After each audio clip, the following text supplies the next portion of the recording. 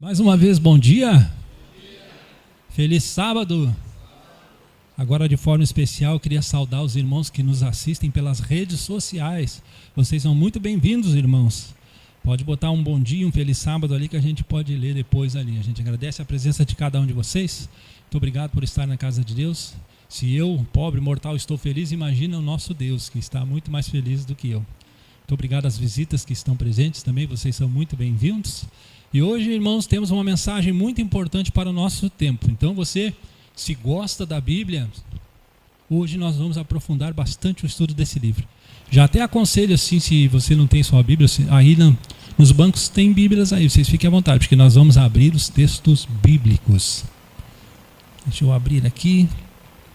Nós vamos já começar, vamos abrir o texto, irmãos. Eu gostaria que vocês abrissem lá na carta, no Evangelho de João, no capítulo 14.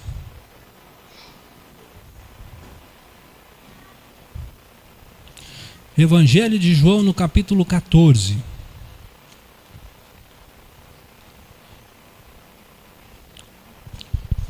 Evangelho de João, capítulo 14. Todos acharam ou não? Eu vou ler na minha versão aqui, mas antes de ler, nós vamos ter mais um minuto de oração, bem? Feche seus olhos. Querido Deus e Pai, nós exaltamos e louvamos o Teu santo nome. Muito obrigado, Senhor, porque temos a oportunidade de abrir a Tua palavra com toda a tranquilidade do mundo, sem nenhuma perseguição. Mas, Pai, reconhecemos que ao abrir esse livro é a Tua voz a falar no nosso coração. Então envia o Teu Santo Espírito, Pai, para que possamos compreender claramente o que vamos estudar nessa manhã. Em nome de Jesus te pedimos. Amém. Vamos ler os versos de 1 a 3. Acompanhe na sua Bíblia, eu não sei se vai ser igual à minha. Minha versão diz assim: Não se turbe o vosso coração, credes em Deus, crede também em mim. Na casa de meu Pai há muitas moradas, se assim não fora, eu vou-lo teria dito, pois vou preparar-vos lugar.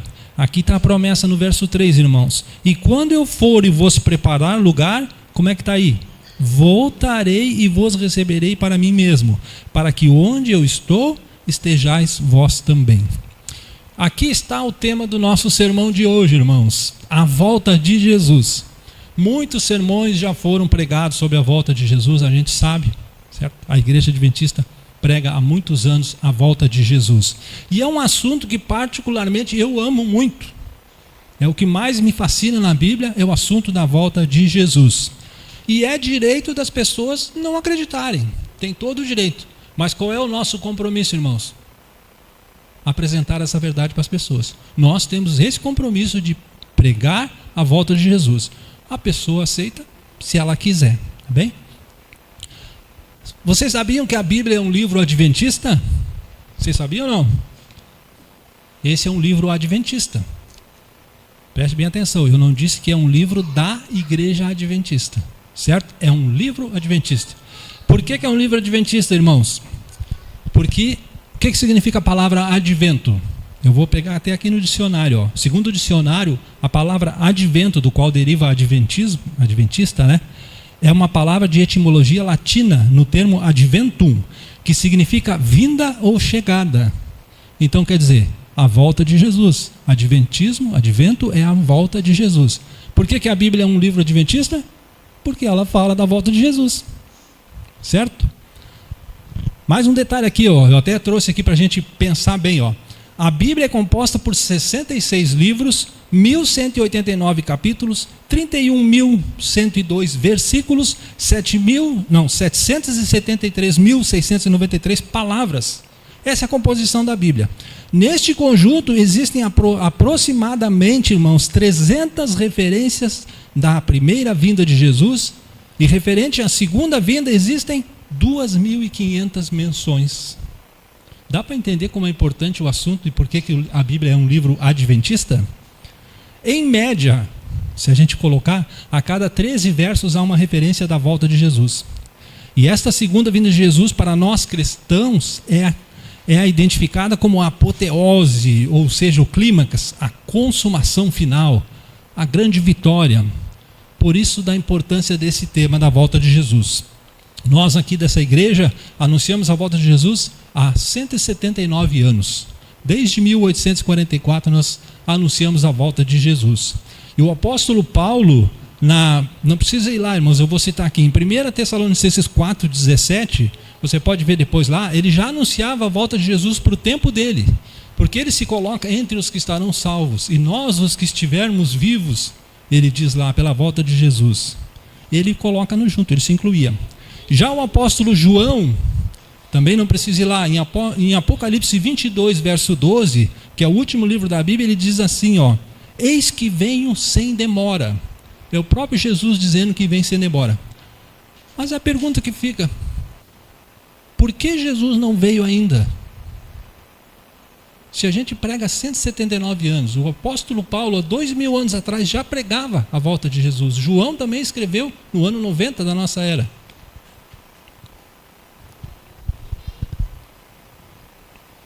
Deixa eu achar aqui.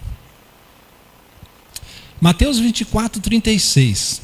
Vou fazer uma pergunta aqui para vocês. A volta de Jesus está marcada ou não?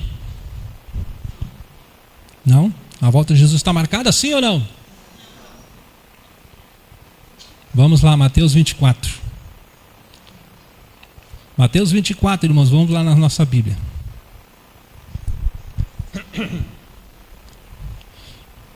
Mateus capítulo 24 e o verso 36, eu vou ler na minha versão. O próprio Jesus falando, mas a respeito daquele dia e hora ninguém sabe, se nem os anjos do céu, senão o Filho do Homem, aliás, senão o Pai. Então a hora está, não só o dia, mas quanto a hora está marcada. Existe o dia certinho, nós não sabemos, só o Pai que sabe. Então a hora e o dia está marcada.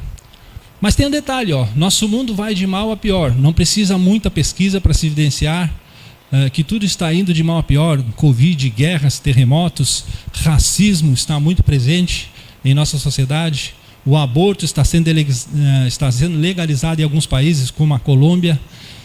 A guerra acontecendo, Rússia, Ucrânia, Israel, Gaza, terremotos, Japão, inundações em vários lugares, tais como Hong Kong, México, China, Grécia e Turquia.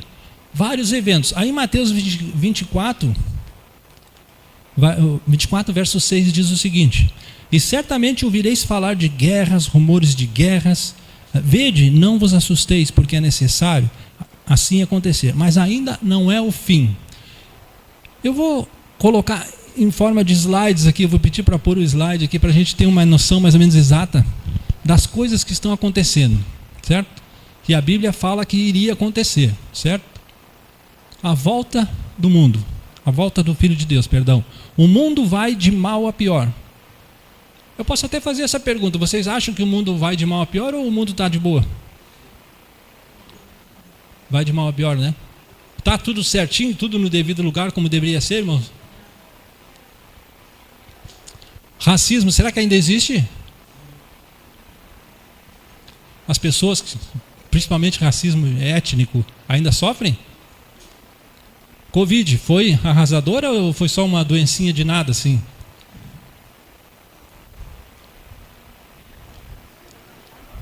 A morte prematura de milhões de pessoas por causa da Covid-19 significou a perda de quase 337 milhões de anos de vida em todo o mundo.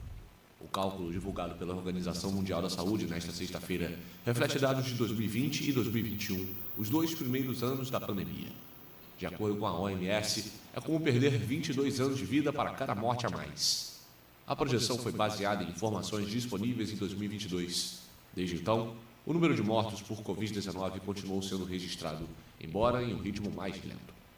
A OMS decidiu suspender recentemente o nível máximo de alerta sanitário, embora tenha alertado que a doença não desapareceu depois de mais de 3 anos de pandemia. O balanço oficial de mortes atribuídas à doença é atualmente de 6.900.000 pessoas. Mas inúmeros países não forneceram dados confiáveis à OMS, que estimam que a pandemia causou quase o triplo de vítimas nesses 3 anos, ou seja, ao menos 20 milhões de mortos. As 20 milhões de vítimas mencionadas incluem as mortes diretas por coronavírus e também as mortes devido ao impacto da pandemia nos sistemas de saúde.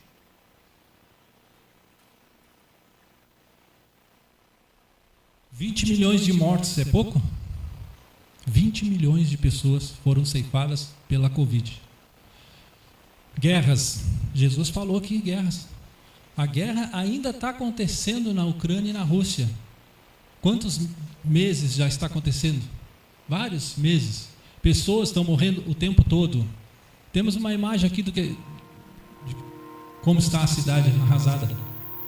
Aqui é da Ucrânia.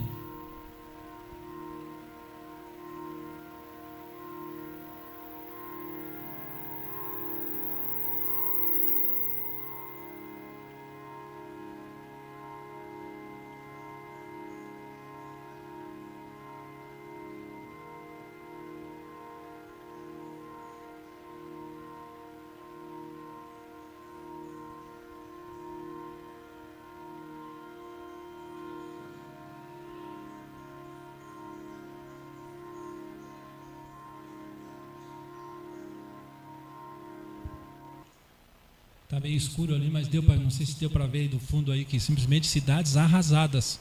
Não tem condições de viver nada, só os esqueletos dos prédios sobraram. Israel e Hamas, será que ainda estão guerrilhando? Hoje, atualmente, hoje, irmãos. Aqui é uma das cidades que pertence à faixa de Gaza.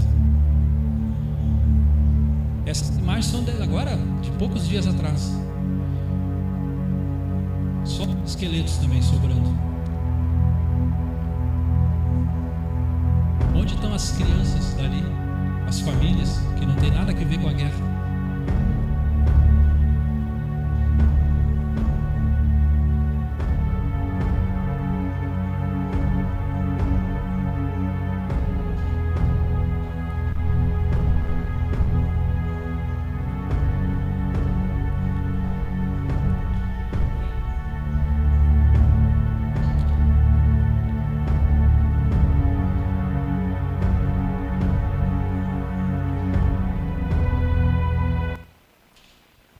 Terremotos, irmãos, tem acontecido terremotos por aí?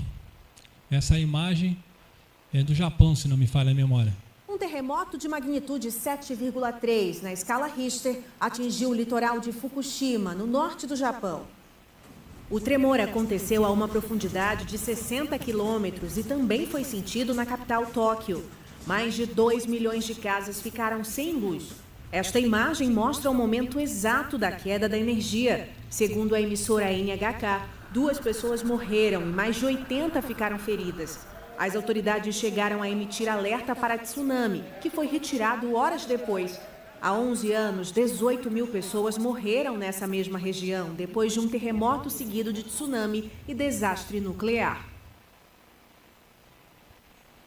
Incêndio no Havaí, vocês ouviram falar? Aconteceu há poucos meses também. O balanço de mortos no incêndio no Havaí, o mais letal nos Estados Unidos em mais de um século, é de 96 vítimas nesta segunda-feira, e autoridades alertam que o número pode dobrar ou triplicar ao longo da semana. Equipes de emergência trabalharam com o auxílio de cães farejadores nas missões de busca entre as cinzas. Autoridades foram muito criticadas pela condução da crise. Lahaina, cidade costeira da ilha de Maui, foi praticamente destruída pelas chamas que avançaram na madrugada da última quarta-feira. Os sobreviventes denunciaram que não receberam nenhum alerta. O fogo atingiu ou destruiu mais de 2.200 estruturas na cidade. O prejuízo é calculado em mais de 5 bilhões de dólares, sem contar as milhares de pessoas que perderam as casas. Este foi o incêndio com o maior número de mortes nos Estados Unidos desde 1918, quando 453 vítimas foram registradas em Minnesota e no Wisconsin. Muitos questionamentos foram feitos nos últimos dias sobre o nível de preparação das autoridades havaianas para as catástrofes, apesar da exposição da ilha a perigos naturais, como tsunamis, terremotos e tempestades violentas. Eu vou ler aqui agora sobre o aborto, irmãos. Olha aqui que está escrito aqui, ó. Não sei se dá para ver daí de trás, mas eu vou ler para vocês aqui, ó. Aborto legalizado, ó. A Corte Constitucional da Colômbia, o mais alto tribunal do país, descriminalizou o aborto até 24 semanas. 24 semanas, quantos meses são, irmãos? 6? 6 meses, será que um feto já tem corpo? Já existe? 24 semanas de gestação. Com a sentença proferida nessa segunda-feira, dia 21, as mulheres colombianas poderão decidir sobre a interrupção da gravidez por qualquer motivo. Não interessa, ela simplesmente diz: eu não quero ter mais, vamos lá e vamos tirar. pode matar o que está aí dentro de mim, eu não quero saber mais. Tá? Sem interrupção da gravidez, qualquer motivo, até o 6º mês de gestação, sem serem punidas. Olha a data, fevereiro de 2022. Será que as mulheres ficaram felizes? Olha a condição dos seres humanos. Ali acho que tinha um videozinho, mas não entrou, acho. Tinha um videozinho ali das mulheres levantando a bandeira, felizes da vida.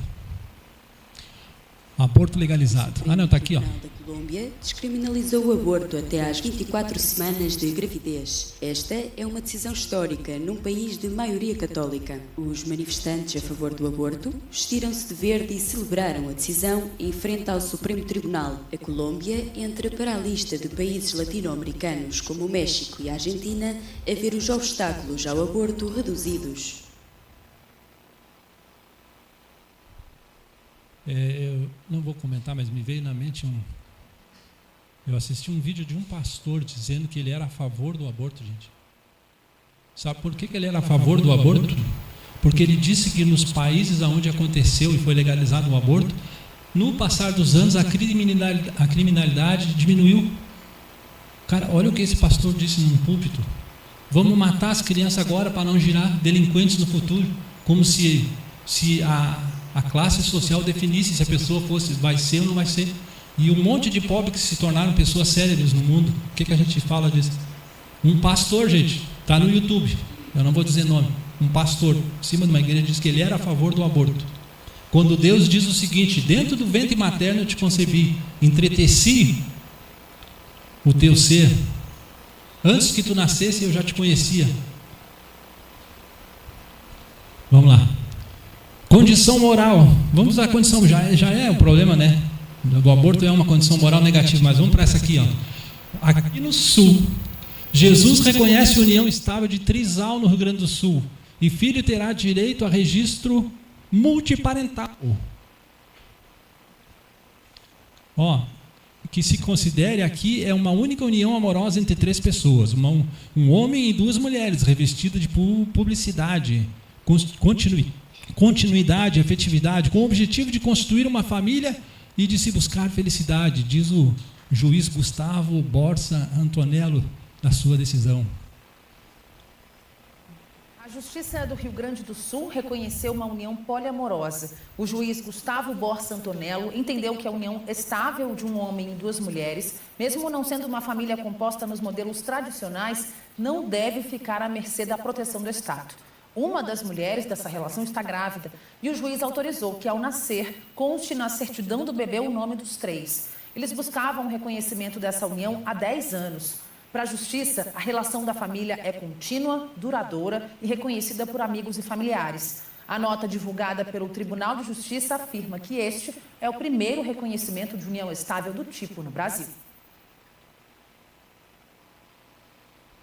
Essa frase está certa? Será que tem algum sinal que a Bíblia falou acontecendo nesses PowerPoints que a gente passou aqui? Não? Alguma coisa parecida com o que nós lemos aqui? Não. Ou é mera coincidência?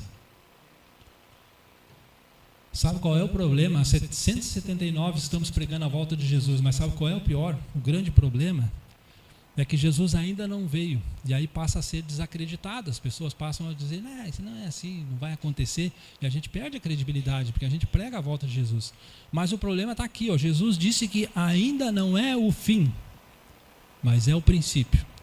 A Bíblia compara a volta de Jesus como dores de parto. Tem na passagem aqui de Mateus, fala que é como uma dor de parto. As mulheres aqui que já tiveram filhos sabem do que eu estou falando, né? Eu não tive filho, não passei por essa dor, mas eu sei que não é fácil. Eu convivi com uma mulher que teve 3 de uma vez só, então eu tenho propriedades para falar.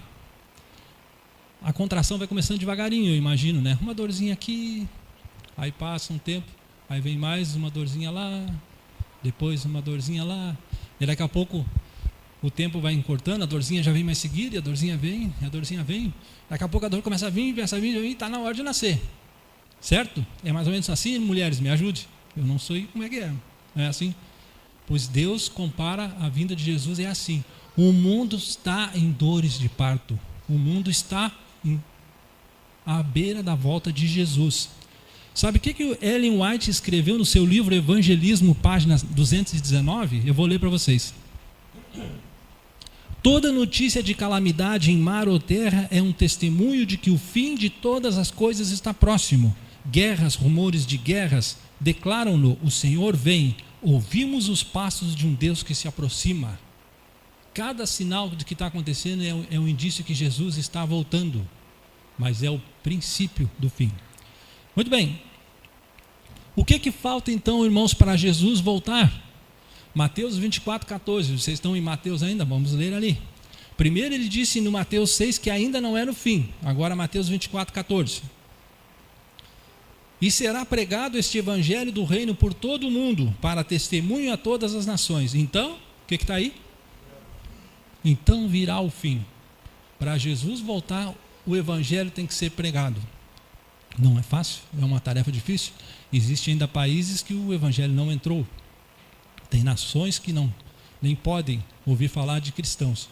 Mas de alguma forma Deus vai agir. Aonde a gente não puder ir, Deus vai ir. O evangelho está sendo pregado até mesmo pelo poder do Espírito Santo em locais. Tem pessoas tendo visões e sonhos sobre a volta de Jesus. Pessoas dentro de uma religião, hinduísmo, islamismo, estão se convertendo ao cristianismo. Deus está agindo. Mas nós temos uma contribuição aqui ou não? Será que nós temos uma parte a fazer aqui? Temos um compromisso de partilhar o evangelho com as pessoas. Então, quando a gente, olha bem o nosso dia a dia, irmãos, para pensar que a gente tem que fazer a nossa parte.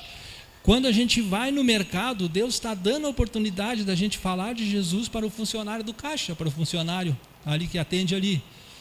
Quando a gente vai para a escola, a gente está tendo a oportunidade de falar de Jesus para um colega, para os professores. Se a gente pega um Uber, um táxi, a gente está tendo a oportunidade de falar de Jesus para aquele motorista. No trabalho, tu está tendo a oportunidade, Deus te dá a oportunidade todos os dias de falar de Jesus, para que as pessoas tomem a decisão. Essa é a nossa área de trabalho, aonde a gente está, aonde a gente pode, no nosso meio. Tem pessoas que têm o dom de ser missionário, que vai para locais longe, distantes. Nem todos são assim, mas o nosso trabalho começa ao nosso redor. E ainda tem irmãos que têm medo de pregar o evangelho porque pensam que Satanás quer nos destruir. Tem gente que não quer falar de Jesus porque tem medo de Satanás vai me destruir. Irmão, Satanás não quer destruir nós, irmãos. Se ele destruísse um de nós já estava salvo, estava resolvido o problema, era mais um para o reino do céu. Ele não quer te destruir, ele quer te distrair. Quando ele te distrai, aí tu auto te destrói. É simples. Nós temos que pregar o evangelho com força, com poder. Anjos do céu estarão conosco. Mas vamos adiante então. Agora nós vamos para Mateus 25, irmãos. Agora nós vamos aprofundar o estudo. Preste atenção, hein? Vocês têm que ficar fixados nas palavras e na palavra de Deus, para não piscar nem o olho, tá? Pisca o olho só quando necessário, mas fixa em mim aqui para a gente entender o que nós vamos ler. Eu vou ler a parábola das 10 virgens. Mateus 25, eu vou ler a partir do verso 1. Diz assim: Então o reino dos céus será semelhante a 10 virgens que, tomando as suas lâmpadas, saíram a encontrar-se com o noivo. 5 dentre elas eram nécias e 5 prudentes. Nécias aqui, digamos que eram meio tolas. As nécias, ao tomarem as suas lâmpadas, não levaram azeite consigo. No entanto, as prudentes, além das lâmpadas, levaram azeite nas vasilhas. Verso 5. E tardando o noivo, foram todas tomadas de sono e adormeceram. Mas, à meia-noite, ouviu-se um grito: Eis o noivo, saí ao encontro. Verso 7. Então se levantaram todas aquelas virgens e se prepararam as suas lâmpadas. E as nécias disseram às prudentes: Dai-nos do vosso azeite, porque as nossas lâmpadas estão se apagando. Mas as prudentes responderam: Não, para que não nos falte a nós e a vós outras. Ide antes aos que vendem e comprai-o. Verso 10. E saindo elas para comprar, chegou o noivo. E as que estavam apercebidas entraram com ele para as bodas, e fechou-se a porta. Mais tarde chegaram as virgens nécias, clamando: Senhor, Senhor, abre-nos a porta. Mas ele respondeu: Em verdade vos digo que não vos conheço. Vigiai, pois, porque não sabeis o dia nem a hora. Aqui, veja bem, Mateus 25 está logo após Mateus 24. Mateus 24 Se você ler todo o capítulo, está falando da volta de Jesus e dos eventos que aconteceriam no ano 70. Mas ele está dando todos os eventos que a gente viu aqui nos vídeos, que aconteceriam antes dele vir. Aqui no Mateus 25 é a sequência. Então ele já está falando do povo que vai estar preparado ou não quando ele voltar. Então, passadas essas coisas de Mateus 24, vem Mateus 25. Mas eu gostaria de chamar a atenção de 2 versos. O verso 1 diz assim, ó. Vamos ver só a primeira parte do verso 1, irmãos. Então o reino dos céus, como é que está na palavra de vocês o verbo ser ali? Verbo será. Qual é a conjugação? É futuro. Tá, guarde bem essa parte. Vamos agora lá para o final aqui. Deixa eu ver se eu... Aqui, ó, verso 10. Leiam comigo, vejam como está na versão de vocês. E ainda elas, saindo elas para comprar, chegou o noivo. E as que estavam, qual é a palavra que está aí? Na sua versão está preparadas. E na maioria está apercebidas? Preste atenção, nós vamos falar sobre esse ponto aqui, ó. Mas por que será que Jesus colocou o reino dos céus será? Porque se a gente voltar um pouquinho, volte um pouquinho, irmãos, aqui, ó. Mateus, depois a gente volta para Mateus 25. Mateus capítulo 13, aqui, ó. Mateus capítulo 13. Veja bem como Jesus coloca. Mateus capítulo 13, a partir do verso, eu vou ler só alguns versos aqui. O verso 24, por exemplo, diz assim: outra parábola lhe propôs Jesus. O reino dos céus é. Está vendo que ele não botou o será aqui? O reino dos céus é semelhante a tal coisa. Agora vamos para o verso 31. Verso 31. Outra parábola lhe propôs, dizendo: o reino dos céus é semelhante. Vamos para Mateus 33. Disse-lhe, Mateus, aliás, sempre estamos no 13, né? Verso 33. Disse-lhes outra parábola: o reino dos céus é semelhante. Verso 44, irmãos. O reino dos céus é semelhante a um tesouro oculto. 45. O reino do céu é também semelhante. 47. O reino dos céus é ainda semelhante. Deu para entender a diferença? Vamos lá para Mateus 25. Mateus 25, Jesus disse: o reino dos céus será. Se você não compreender esses detalhes, não tem como compreender o que Jesus está querendo dizer. Até hoje, você pode ter 50 anos de igreja, 100 anos de igreja, 100 anos vai ser difícil, mas... se não compreender esse pequeno detalhe, não vai conseguir extrair o que Jesus está querendo dizer. Muito bem. Vamos contextualizar então o que significa isso. Na época de Jesus, o casamento, que ele está se referindo a bodas aqui, é casamento, acontecia em 3 fases, irmãos. Quais eram as 3 fases? Era o compromisso entre ambos, o noivado, por fim, o casamento. Provavelmente Jesus lançou mão desse recurso da época para ensinar algo muito mais profundo para os seus ouvintes. Então acontecia um casamento dessa forma. Então Jesus lança a mão desse: olha, vocês sabem como é que funciona um casamento? Pois funciona assim, ó. Acontece que vão estar 10 virgens esperando para participar da festa do noivo. Essas virgens que eles estão dizendo, poderia ser qualquer outra moça, mas normalmente quando acontecia um casamento, todos eram convidados. Não era assim que nem... Até a gente foi convidado aqui para o nosso casal presente ali, nossos amigos. Aí nós recebemos um convite especial para ir no casamento. Naquela época não havia convite. Todos eram convidados.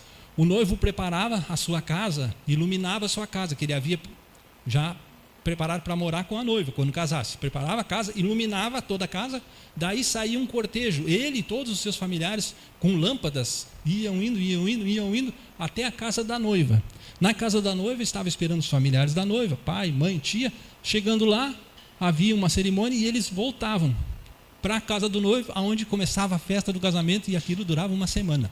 Quem tivesse nesse caminho só precisava estar com a lâmpada esperando, porque normalmente era tarde da noite, para entrar no cortejo e fazia parte do casamento.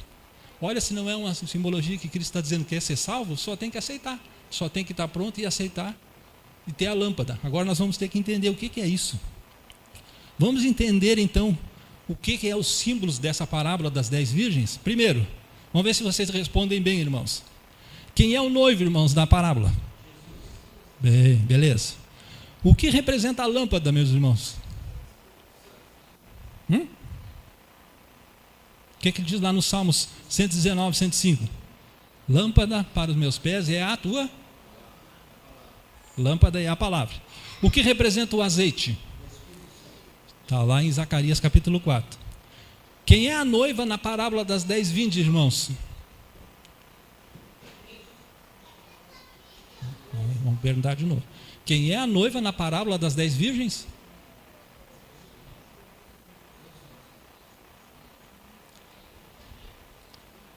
Sabia que a igreja a noiva não aparece aqui? Não aparece a noiva na parábola. Não tem noiva na parábola. Não tem? Vamos lá. Vamos pegar de novo. Em eclesiologia, que é a doutrina que estuda a igreja, a noiva é a igreja. Tá certo? Está lá em Efésios, lá, capítulo 5, lá. Paulo compara a igreja à noiva de Cristo. Mas em escatologia, que é a doutrina que estuda as coisas dos últimos tempos, lembra do tempo, irmãos? O reino do céu será. Ele jogou para o futuro. Então, escatologicamente falando, a noiva não representa mais a igreja. Representa quem? Jerusalém, a cidade. Será que é isso? Não. Vamos ver. Vamos provar. Vamos lá. Vocês marquem Mateus 25, vamos lá para Apocalipse. Apocalipse capítulo 21, irmãos. Vamos aprender aqui.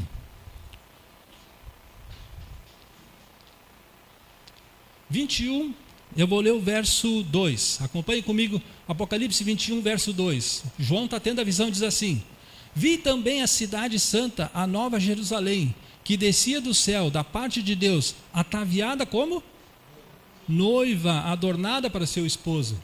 Olha aí. Agora vamos para o verso 9.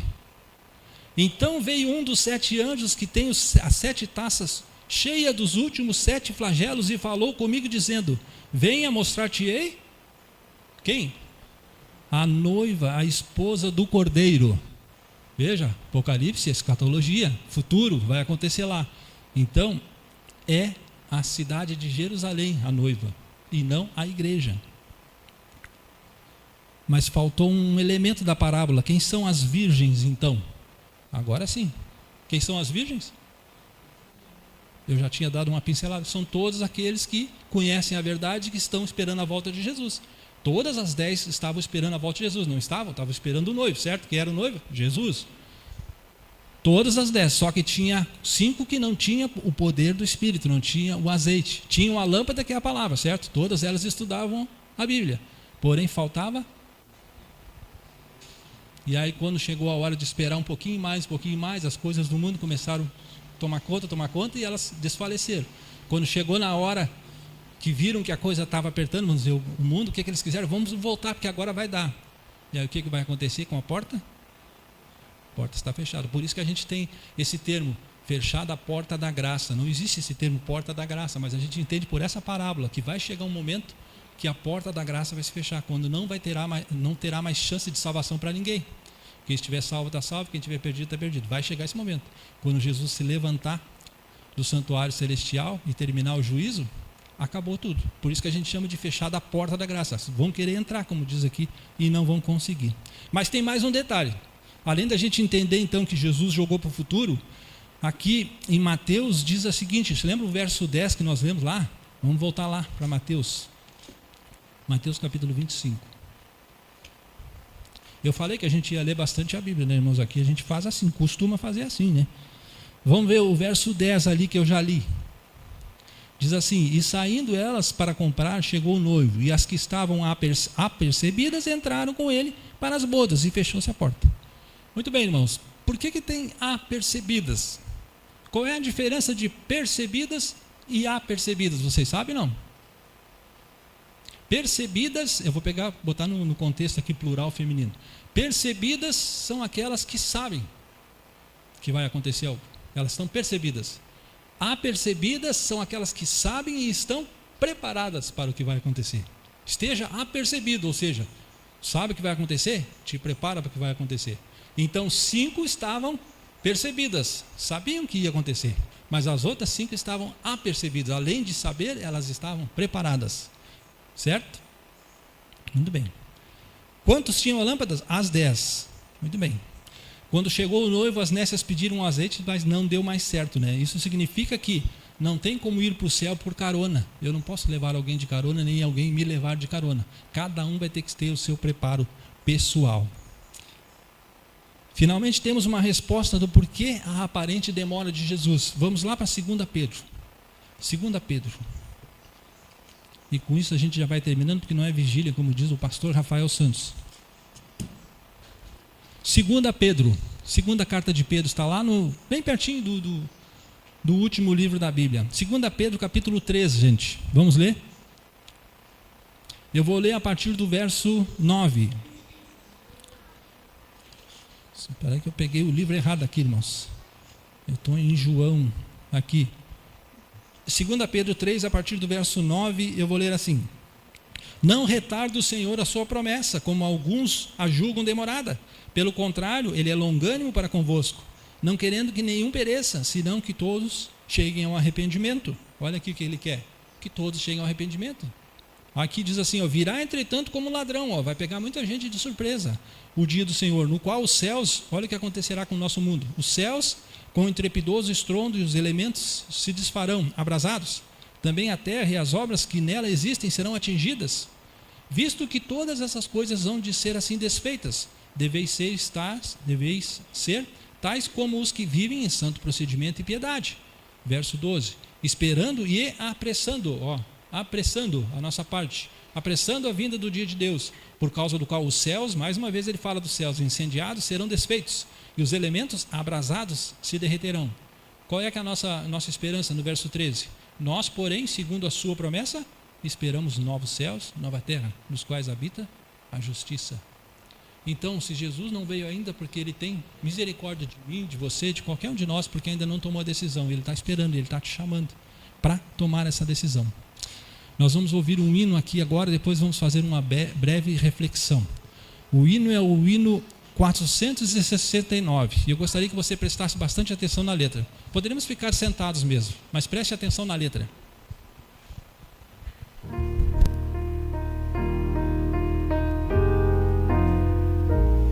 As palavras de Jesus ainda ecoam no universo e dentro do meu coração. Foram ditas pelo Mestre há tanto tempo, mas são tão incrivelmente atuais. Quando vejo as notícias, vejo o mundo quase a ponto de se desintegrar.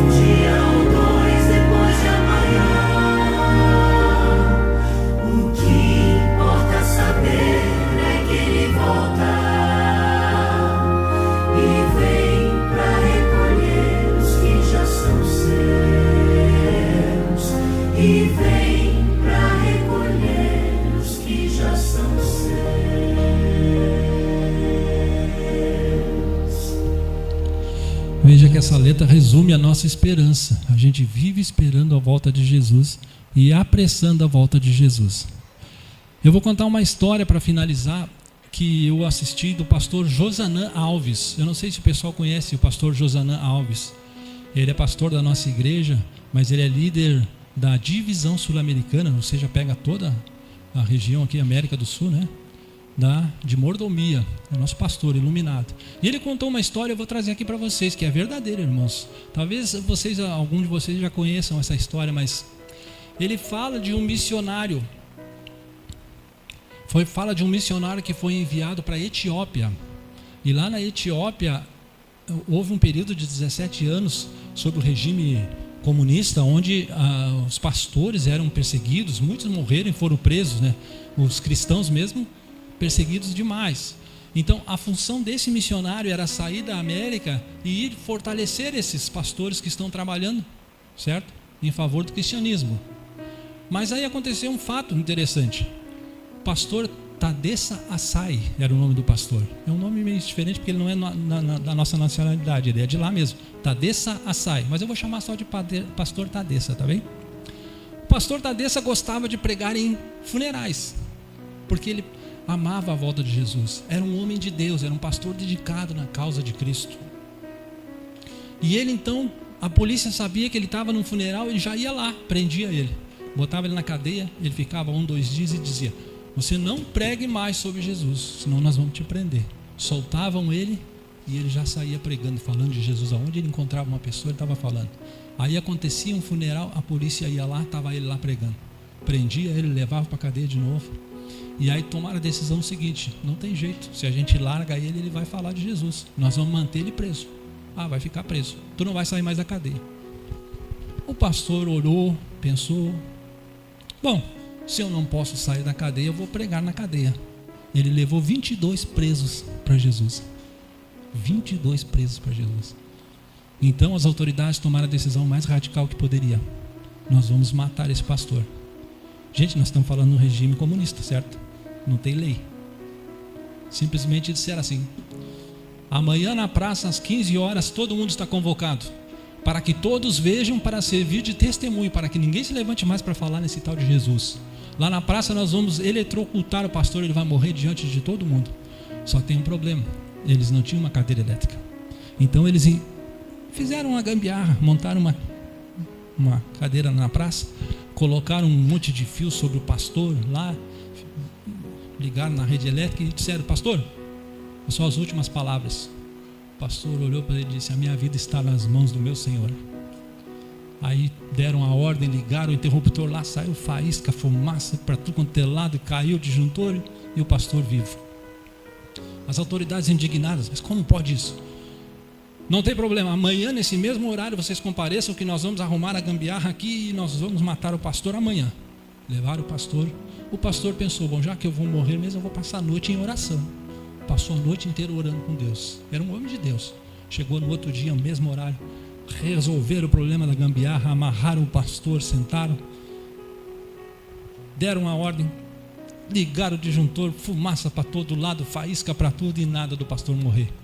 E aí a população começou a se revoltar, começou a virar um tumulto.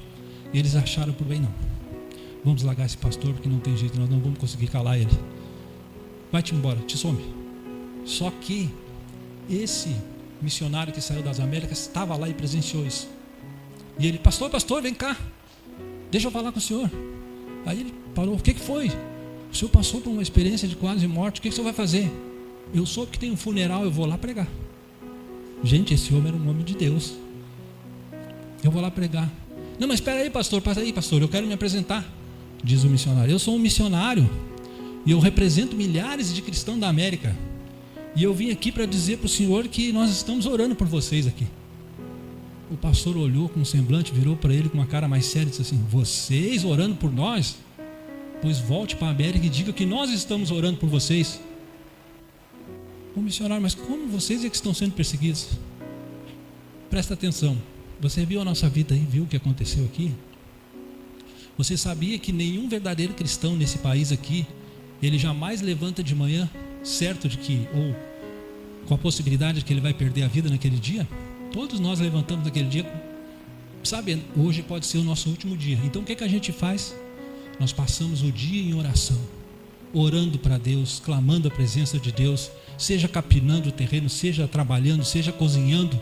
Nós passamos o dia em oração. Mas eu soube que lá na América as coisas são boas, estão indo muito bem. Eu ouvi dizer que lá na América um cristão lá não ora nenhuma vez por dia. É verdade, missionário, que tem cristão lá que não ora uma vez por dia? O missionário olhou e disse: pior que é verdade, o senhor tem razão. Vou te contar mais uma coisa. Nós não podemos nos reunir. Nós temos que nos esconder em matos, em cemitérios, em calabouços para poder nos reunir como família, como corpo de Cristo, porque nós precisamos do corpo de Cristo, nós precisamos nos reunir para adorar a Deus, e vamos 3 vezes por semana, 4 vezes por semana, para não sermos pegos. Nós nos escondemos, mas nós nos reunimos para louvar a Deus. Pois eu soube, irmãos, o missionário, que lá na América as coisas vão bem. Eu soube que lá tem uma igreja em cada esquina, em cada bairro, e os irmãos preferem ficar em casa do que ir à igreja. É verdade, irmão. Verdade, missionário, que tem cristãos lá que preferem ficar em casa até assistindo pelo videozinho. É, pastor, é verdade. Tem irmãos lá que preferem ficar em casa do que ir à igreja. Pois bem, na minha congregação onde eu prego, tem uma única Bíblia. Uma única Bíblia. Para ela não ser pega, porque é mais fácil pegar uma Bíblia, como eu posso ser preso e eles destruírem, o que eu fiz, missionário? Eu dividi ela em várias partes e distribuí para todos os membros da igreja. Todos. Então, quando eu estou pregando naquele calabouço ou naquele porão escuro lá, sem ninguém saber, eu digo assim: ei, eu preciso da passagem de Isaías 53. Então, o irmão que ficou com aquela passagem, que decorou, ele recita para mim e eu faço a mensagem. Mas eu soube que as coisas vão bem na América. Eu soube que lá um irmão pode ter 5, 10 Bíblias em casa e que às vezes não lê nenhuma. É verdade, missionário, que as pessoas podem ter 10 Bíblias em casa e não leem nenhuma? O missionário baixou a cabeça e disse: realmente nós precisamos de oração. O senhor está coberto de razão. Será que a gente está bem confortável? A nossa zona de conforto está ótima. A vida que a gente leva, que Deus nos abençoa, está tranquilo, está de boa? Sabe qual é o meu maior sonho, irmãos? Eu sou um falho, pecador. Eu não gosto nem de pensar, mas assim, Deus ainda me ajuda e me permite pregar a palavra. E o meu intuito é falar de Jesus a todos. Eu não esqueço, eu não perco nenhuma oportunidade, irmãos. Mas o meu maior sonho é chegar um dia lá no céu. Isso é uma ideia minha, tá, irmãos? Chegar lá no céu, eu e a Cláudia, a Natália, a Vivi e a Manu. E aí chegar e Jesus me receber. E eu digo: aqui, Senhor, aqui estou eu. O Senhor já me conhece, mas aqui a Cláudia, minha esposa. Ali está a Manu, a Natália, a Vivi. Se Deus quiser vai ter os netinhos e os maridos ali, a gente espera um dia. Eu imagino que Jesus vai olhar para mim e vai dizer assim: oi, Geraldo, eu até te conheço. E vou te dizer uma coisa: eu já conheço a Cláudia, a Manuela, a Natália e a Vivi, porque todos os dias tu me apresentava no culto familiar. Mas agora eu estou vendo pessoalmente e elas estão me vendo. Entra no reino que está preparado. Esse é meu maior sonho, irmãos. E deve ser não só da minha família, de todos aqueles com os quais eu estiver contato. Nós temos uma missão. Não dá para esse mundo. A gente tem que viver com os pés nesse mundo, tem que viver. Tem que usufruir de tudo que Deus nos deu. Sim, com certeza. Os bens estão aí para ser usados. Mas o nosso foco tem que ser o céu. Não dá para se acostumar com isso aqui. Não dá para começar a gostar disso daqui. Isso daqui não vai sobrar nada. Jesus está voltando. Ele só não voltou ainda porque talvez tenha algum de nós que não tomou a decisão por Ele. Então, hoje, o meu apelo é esse: que Deus fale no teu coração, que aceite Jesus e que tu, ao aceitar, se torne um missionário para apressar a volta de Jesus. Nada nessa terra vai valer a pena do que a eternidade. O que é uma vida de 60, 70, 80 anos comparado à eternidade e bem? Esse é meu apelo nessa manhã. Eu vou fazer uma pergunta: quem gostaria de estar no céu com a sua família? Levante a mão. Amém, irmãos. Amém por isso. Vamos nos colocar de pé para uma oração final?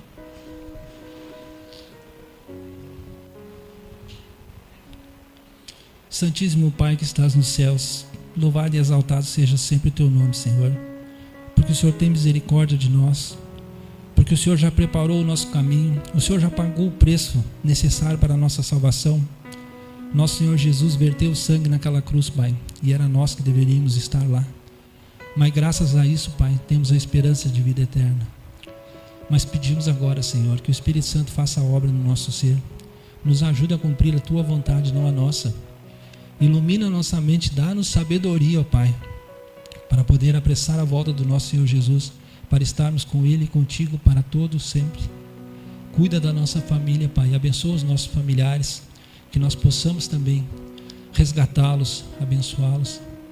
Abençoa o nosso restante de sábado também, que estejamos na Tua presença, que os anjos da guarda estejam sempre conosco, nos protegendo também, e que possamos, Pai, ver muito, muito em breve nosso Senhor Jesus. Nós não merecemos nada, porque somos falhos e pecadores, mas oramos naquele que merece tudo, nosso Senhor Jesus Cristo. Amém. Bom dia e até o nosso próximo encontro.